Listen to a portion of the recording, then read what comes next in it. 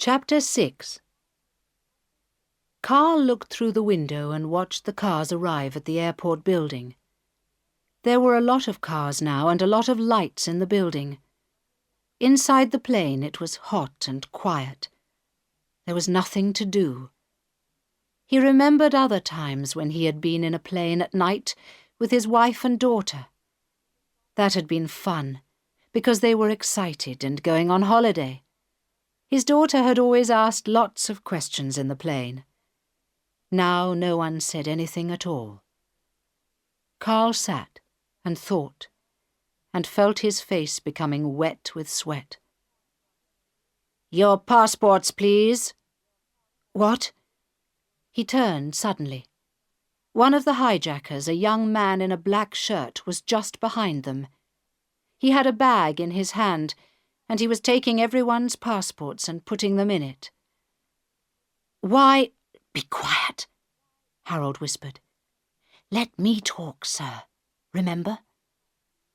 "Your passports, please." The young man stood by their seats. "Here you are." Harold gave the man his passport. "Thank you. And his?" "He has no passport. I am a police officer and he is my prisoner.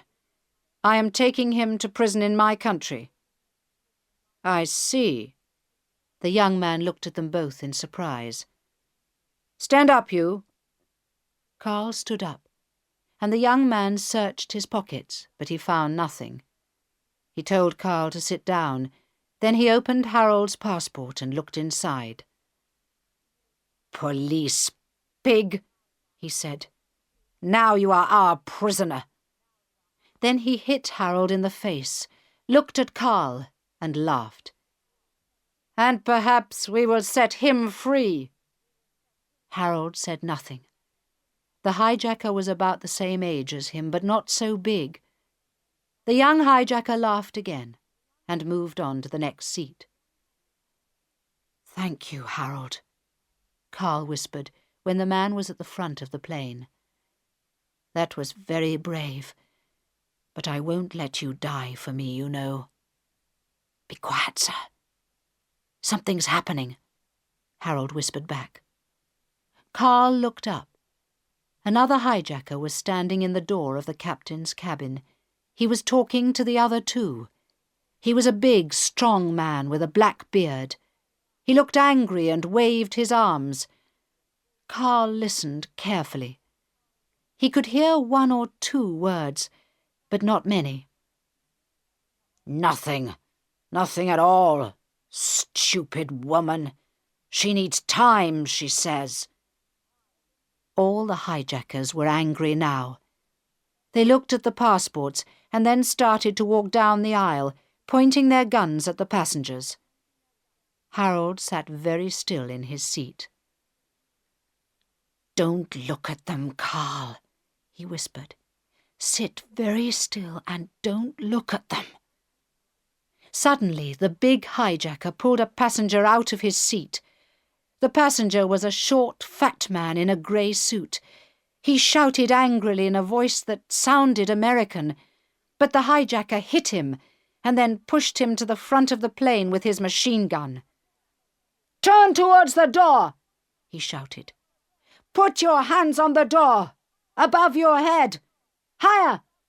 That's it." The air hostess pointed her gun at the American's back. The hijacker in the black shirt stood at the front of the plane and pointed his gun at the passengers. "Don't move!" he shouted. "Stay in your seats and don't look back." Then the big bearded hijacker went back into the captain's cabin. The bell rang. The hijacker's voice spoke. "Passengers, listen to me. You know we are here to set our brothers free. I have spoken to the Prime Minister of this country.